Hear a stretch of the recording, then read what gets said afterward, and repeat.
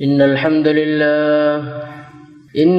لله نستعينه ونستغفره ونؤمن به ونتوكل عليه ونعوذ به من شرور أنفسنا ومن سيئات أعمالنا من يهده الله فلا مضل له ومن يضلل فلا هادي له أشهد أن لا إله إلا الله وحده لا شريك له وأشهد أن سيدنا ومولانا وحبيبنا محمدا عبده ورسوله اللهم صل على سيدنا محمد وعلى آله وصحبه أجمعين أما بعد قال تعالى في كتابه الكريم والذين جاهدوا فينا لنهدينهم سبلنا وإن الله لمع المحسنين. Hadirin yang dimuliakan oleh Allah Subhanahu wa taala. Perkara yang terpenting di dalam kehidupan seorang manusia adalah wujudnya agama di dalam kehidupannya. Hadirin yang mulia, sedikit orang yang faham bahwasannya agama itu perkara yang penting. Lebih sedikit lagi orang yang paham bahwasannya agama itu terpenting. Hadirin muliakan Allah Subhanahu wa taala, bagi para penduduk dunia seperti kita ini, perkara-perkara dunia itu juga termasuk perkara penting juga. Makan itu penting, minum itu juga penting, mencari makan yang halal itu juga penting. Orang yang mengatakan makan tidak penting, minum tidak penting, itu salah. Karena di dalam Al-Quran Allah Subhanahu wa ta'ala berfirman, wa kulu washrobu, minumlah kamu, makanlah kamu. Makan itu kalau kita lihat itu adalah kebutuhan seorang manusia, dilihat dari sudut pandang mata orang dunia. Tetapi kalau kita lihat dari sudut pandang agama, makan dan minum itu perintah Allah. Jadi makan dan minum penting juga. Mencari makanan yang halal juga penting. Kulu mimma razaqakumullahu halalan thayyiban. Hadirin muliakan Allah Subhanahu wa taala. Tetapi agamalah perkara yang terpenting di dalam kehidupan seorang manusia. Karena apa hadirin? Karena orang itu kalau tidak makan, kalau tidak minum, maka resiko terberatnya mungkin jiwanya terlepas dari jasadnya, nyawanya terlepas dari jasadnya. Kalau orang itu tidak punya uang, mungkin dia hanya menderita begitu saja. Tapi kalau orang itu tidak mempunyai agama di dalam kehidupannya, maka baru hidup di dunia saja dia sudah merasakan kesumpekan-kesumpekan yang tiada tara. Dikatakan orang itu yang tidak punya agama, maka Allah Subhanahu wa taala berikan kepada dia aisyatan dongka, kehidupan yang sempit. Hadirin muliakan Allah Subhanahu wa taala, orang itu kalau sudah diberi kesempitan oleh Allah, bagaimanapun kondisi dia, sebanyak apapun uangnya, seluas apapun rumahnya, tetap saja dia tidak pernah merasa tenang, tetap saja dia tidak pernah merasa gembira. Hadirin muliakan Allah Subhanahu wa taala, contohnya ketika kita susah, maka sate gulai disediakan di depan kita, apakah kita bisa makan dengan nikmat? Tidak bisa. Ketika kita susah, rumah kita indah, kasur kita empuk, tetap kita tidak bisa tidur. Lah begitulah gambaran orang-orang ahli dunia. Kalau mereka itu tidak ada agama, maka kehidupannya itu sumpek terus, sehingga uang banyak pun tidak pernah merasa cukup. Sehingga dikatakan dalam suatu hadis Rasulullah SAW beliau bersabda, kurang lebihnya anak Adam itu kalau diberi satu lembah emas, sudah banyak atau belum ada satu lembah emas? Oh, saking ngopeni anak putu sampai wis gak karu-karuan. Umpama menungso niku gadah emas sak gunung, tetap di dalam hati kecilnya dia mengatakan, saya pengen lembah yang kedua. Ketika dia sudah mempunyai 2 lembah, dia pun tetap akan mengatakan, saya ingin lembah yang ketiga, dan tidak berhenti keinginannya sebelum mulutnya dimasuki tanah kuburan, kata Rasulullah SAW. Hadirin mulakan Allah Subhanahu Wa Taala, inilah gambaran orang ahli dunia. Orang ahli dunia itu seperti orang kehausan, dan dunia itu seperti air laut, hadirin. Tambah diombe tuh tambah ngelake. Begitu juga orang ahli dunia, semakin banyak hartanya, semakin merasa kurang dengan hartanya. Hadirin mulakan Allah Subhanahu Wa Taala, sebaliknya kalau orang itu amal agama, kalau orang itu kenal kepada Allah, kenal dengan Rasulullah, maka Allah Subhanahu Wa Taala akan berikan kepada dia falanuhyiyannahu hayatan thayyibah. Allah tidak memberikan uang yang banyak, tidak mesti. Urusan uang itu kafir Islam nggak ada kaitannya. Ada orang iman kasih duit banyak juga ada orang kafir kasih duit banyak juga ada. Urusan duit tidak ada kaitannya dengan iman. Tapi kalau orang itu beriman kepada Allah, Allah akan berikan hayatan thayyibah, kehidupan yang baik. Kehidupan itu kalau sudah baik, melarat pun baik. Gaji 1 bulan 100.000 pun baik. Hadirin mulakan Allah Subhanahu Wa Taala, kalau kita ke toko-toko cari mobil yang baik banyak, rumah yang baik banyak, makanan yang baik banyak. Tapi kalau kehidupan yang baik, panjenengan munyer seluruh dunia, boten badhe ngangsal. Dijual kehidupan yang baik tidak ada, tidak. Karena kehidupan yang baik itu pemberian Allah, tidak dijual belikan. Kehidupan yang baik itu hanya Allah letakkan di dalam orang yang mengamalkan agama. Hadirin mulakan Allah Subhanahu Wa Taala. Kalau orang itu di dalam kehidupannya ada agama, maka di dalam kehidupannya mungkin dia akan mengalami masalah-masalah. Jadi orang itu sudah mengamalkan agama pun Allah akan memberikan masalah dalam kehidupannya. Jadi jangan harap orang itu bisa lepas dari masalah, jangan harap. Orang itu akan bisa lepas dari masalah setelah nyawanya terlepas dari dirinya. Masalah dunia maksudnya. Dunia ini tempat ujian, maka dunianya akan selalu dipenuhi dengan masalah. Tetapi bedanya hadirin, kalau orang itu ada agama di dalam kehidupannya, wa may yattaqillah yaj'al lahu makhraja.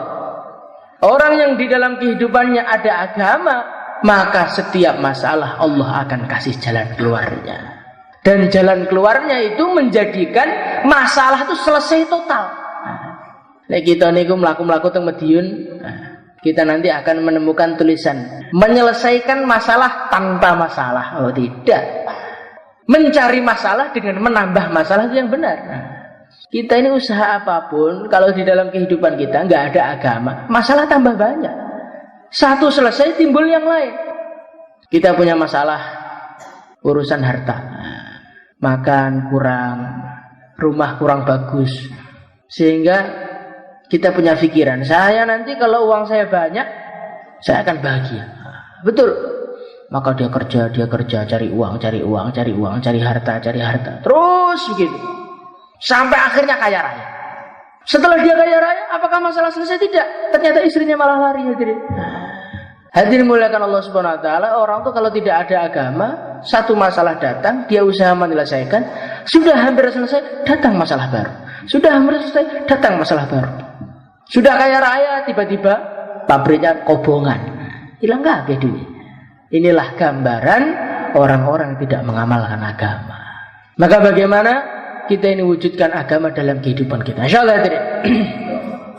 Hadirin mulakan Allah Subhanahu Wa Taala, baru di dunia orang-orang amal agama Allah janjikan kebaikan-kebaikan yang begitu banyak. Kemudian yang kedua, Allah akan janjikan surga untuk orang-orang yang mengamalkan agama. Jadi orang itu kalau amal agama itu efeknya itu sudah dirasakan di dunia. Pahala-pahalanya hasil dari amal agama itu di dunia sudah kita rasakan, di akhirat akan disempurnakan oleh Allah Subhanahu Wa Taala. Kullu nafsin dha'iqatul maut wa innama tuwaffawna ujurakum yawmal qiyamah wa innama tuwaffawna ujurakum yawmal qiyamah. Pahala-pahala kalian akan disempurnakan oleh Allah hari kiamat nanti. Kata-kata disempurnakan berarti sekarang sudah dimulai atau belum hadirin? Bangunan ini insya Allah saya sempurnakan besok. Berarti sekarang sudah dimulai atau belum hadirin? Sudah. Nah, begitu juga orang tuh kalau mengamalkan agama di dunia ini Allah sudah akan berikan hasil dari amal agama. Nanti di akhirat Allah Subhanahu wa taala akan sempurnakan. Dan itu sudah terbukti hadirin. Para nabi, para rasul. Dalam suatu hadis Rasulullah sallallahu alaihi wasallam setelah beliau memenangkan perang Badar, maka beliau ini melewati kuburan-kuburannya orang-orang kafir. Maka Rasulullah mengatakan, "Ya fulan ibnu fulan, ayasurrukum annakum ata'tumullaha wa rasulah, fa inna qad wajadna ma wa'adana rabbuna haqqan. Fa hal wajadtum ma wa'ada rabbukum haqqan?" Setelah Rasulullah menang perang, Rasulullah melewati kuburan-kuburan orang-orang kafir itu. Maka Rasulullah mengatakan, "Hei orang-orang kafir, setelah kalian sampai di akhirat, apa yang kalian pikirkan? Apakah kalian akan senang kalau dulu kalian taat kepada Allah?" Rasulullah mengatakan, "Fa inna qad wajadna ma wa'adana rabbuna haqqan." Hei orang kafir, apa yang telah dijanjikan Allah untuk orang-orang amal agama, kami telah melihat dengan nyata. Jadi janji mengenai agama akan mendatangkan kemenangan, agama akan mendatangkan nusrah, agama akan mendatangkan ketenangan, kebahagiaan. Rasulullah mengatakan kami telah menemukannya semua itu di dunia. Yang dijanjikan di dunia sudah kami temukan, nanti yang di akhirat pasti kami temukan.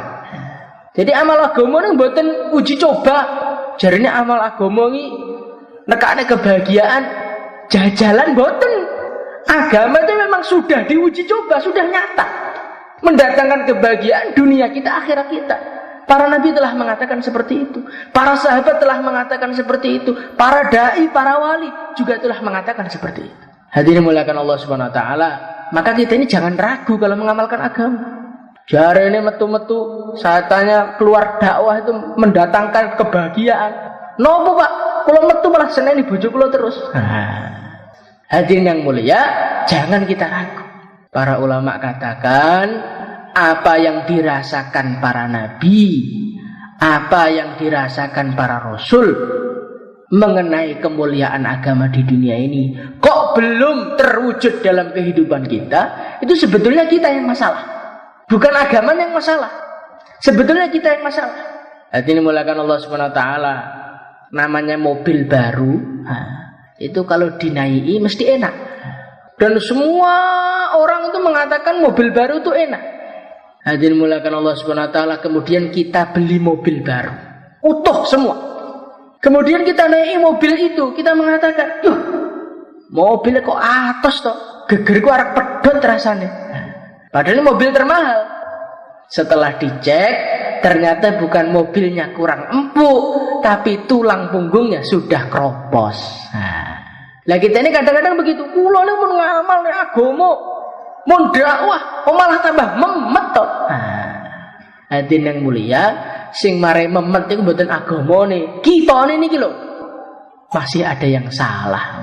Hadirin muliakan Allah Subhanahu wa taala, para ulama katakan agama itu akan mendatangkan pertolongan Allah kalau syarat-syarat turunnya pertolongan Allah itu kita wujudkan.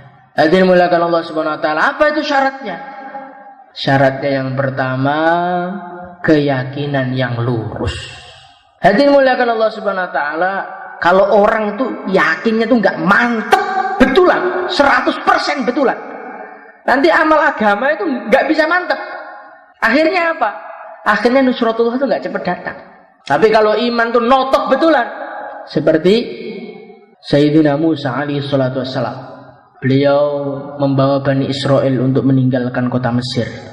Kemudian Fir'aun tahu, maka Fir'aun mengeluarkan bala tentaranya, semua dikeluarkan. Maka Bani Israel lari. Mereka tercegat, depannya lautan, belakangnya pasukan Fir'aun siap menerkam mereka. Maka dimuliakan Allah Subhanahu wa taala, orang-orang Bani Israel itu imannya lemah. Maka dia mengatakan inna lamudrakun, wis mudar. Mati wis. Ngarep lautan melayu keli. Fir'aun, wis Fir'aun pasukannya oke, mati aku. Tapi Nabi Musa mengatakan kata-kata, "Kalla inna ma'iya rabbi sayahdin." Tidak, sekali-kali tidak. sesungguhnya Allah bersama saya. Hadirin muliakan Allah Subhanahu wa taala, Nabi Musa ini keyakinannya notok kepada Allah. Maka apa? Allah turunkan pertolongannya. Hadirin muliakan Allah Subhanahu wa taala, Nabi Yunus alaihi salatu wassalam, beliau terkena masalah. Beliau ditelan oleh seekor ikan. Ketika ditelan oleh seekor ikan, nek kita pripun, Pak? Masya Allah. Piye iki? Nek kita nek enter masalah piye. Saya kadang-kadang mati ini muni piye, naudzubillah min dzalik. Hadirin muliakan Allah Subhanahu wa taala, Nabi Yunus tidak tawajuh kepada Allah. La ilaha illa anta subhanak inni kuntu minadz zalimin. Imannya ditotokkan, tawajuh kepada Allah, merasa semua masalah yang mendatangkan Allah, lapor kepada Allah. Maka Allah Subhanahu wa taala apa? Maka Allah Subhanahu wa taala selamatkan Nabi Yunus alaihi salatu wassalam. Dan Allah mengatakan wa kadzalika nunjil mu'minin. Begitu juga saya ini menyelamatkan orang-orang iman. Maknanya bagaimana? Maknanya kalau kita itu tiru Nabi Yunus, ketika kita mendapatkan masalah, Allah akan selamatkan kita juga. Hadirin muliakan Allah Subhanahu wa taala, jangan kita ini beranggapan yang ditolong oleh Allah tuh para nabi, memang para nabi lah, kalau saya apa bisa. Lah kalau kita tuh yakinnya ikut para nabi, insya Allah kita juga akan mendatangkan nusratullah yang mirip dengan mereka. Hadirin muliakan Allah Subhanahu wa taala, maka bagaimana keyakinan ini kita luruskan agar kita mendapatkan pertolongan Allah Subhanahu wa taala. Insyaallah hadirin. Hadirin muliakan Allah Subhanahu wa taala. Kemudian yang kedua, kalau orang itu ingin mendapatkan nusratullah, maka syarat yang kedua adalah siap mujahadah. Orang itu kalau siap mujahadah, siap rekoso kanggo agama, justru saat itulah kita akan mendatangkan pertolongan Allah. Tapi kalau kita ini istilahnya orang itu mandi cuma nyolek airnya saja, tidak nyebur sekalian, maka apa? Badan kita ini nggak seger-seger, malah kademen. Banyak kok kademen toh. Agama ngene niku nek metu kadang-kadang. Nggih mun sae niku jane asli. Cara nisab 5 tahun pisan. Telung dinane niku nek kelingan.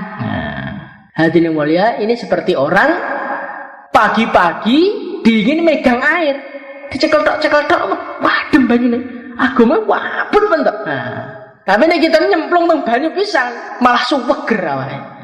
Lah agama juga ngoten niku, nek kita niku berjuang mboten total. Separuh. Akhirnya apa hadirin?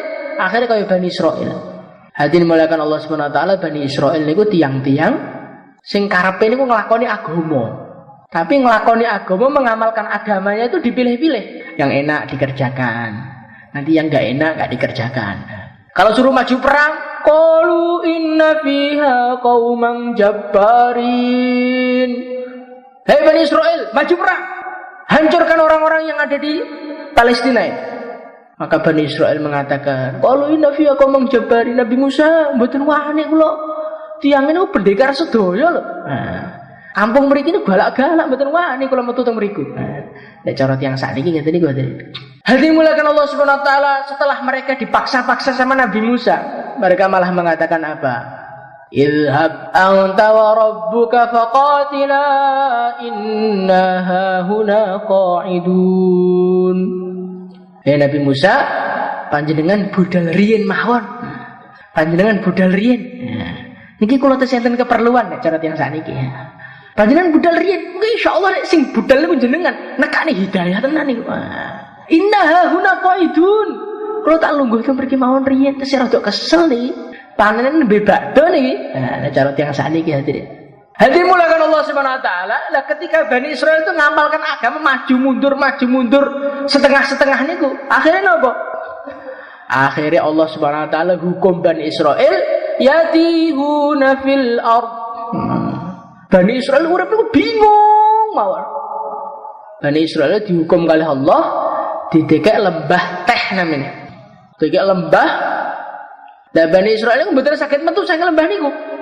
Ki lembah ini kira-kira metunya keluar, pintu keluarnya itu lurus ke sana. Maka Bani Israel jalan mulai pagi sampai sore. Tahu-tahu sore itu sudah kembali ke tempat asalnya tadi. Bingung munyer terus. kados tiyang bingung. Mboten kados tiyang bingung tenanan. Bingung niku hadirin mboten ukuran 40 tahun bingung. Hadirin muliakan Allah Subhanahu wa taala, begitu juga kalau kita ini metu orang. Dakwah orang. Mboten siap mujahadah, mboten siap terjun kanggo agama, mengki uripe malah bingung. Hadirin muliakan Allah Subhanahu wa taala, kita nek nggodhog banyu panas. Nanti damel kowe mboten, Pak? Kalau kita ini merebus air panas, itu kalau setengah matang diminum bagaimana rasanya? Perutnya malah sakit. Agama juga begitu. Agama itu kalau kita amalkan separuh jalan berhenti, nanti awet lagi berhenti lagi, perut kita malah sakit. Agama itu harus dikerjakan total jebur, insya Allah nusratullah akan datang. Maka bagaimana kita ini siap mujahadah? Insyaallah hadirin. Hadirin muliakan Allah Subhanahu wa taala, la mujahadah terbesar bagi orang-orang sibuk seperti kita ini. Kita ini kan katanya sibuk loh. Ada yang sibuk berdagang, ada yang sibuk bertani, kadang-kadang ada yang sibuk nganggur juga. Maka mujahadah terbesar bagi kita orang-orang yang sibuk ini adalah meluangkan waktu untuk agama. Orang tuh kalau pengen cepat mendatangkan nusratullah, carilah perkara yang paling berat. Paling berat menurut saya itu sekarang itu saya itu korban waktu. Waktunya dikorbankan. Paling berat untuk saya sekarang itu korban uang. Uangnya malah dikorbankan, nanti malah cepat nanti. Karena Allah Subhanahu wa taala itu yang nilai itu bukan nominal uangnya, bukan panjang waktunya, tapi yang dinilai itu adalah mujahadahnya. Maka dalam Al-Qur'an, walladzina jahadu, orang susah payah untuk agama. Maka kita bagaimana seperti ini? Insyaallah hadirin. Orang santri nggak punya kerjaan, uang masih diberi orang tua, keluar setahun gampang. Tapi kok orang sudah punya anak, sudah punya istri, penghasilan pas-pasan, sibuk di kerjaan-kerjaan, kok metu 4 bulan? Ini kena ikhlas, insya Allah lebih bagus daripada setahun pengangguran tadi. Hadirin muliakan Allah Subhanahu wa taala, maka bagaimana kita ini latihan korban? Insyaallah hadirin, korbankan waktu kita minimalnya 4 bulan. Yang daftar, yang niat 4 bulan latihan korban, biar Allah tuh perbaiki kehidupan kita.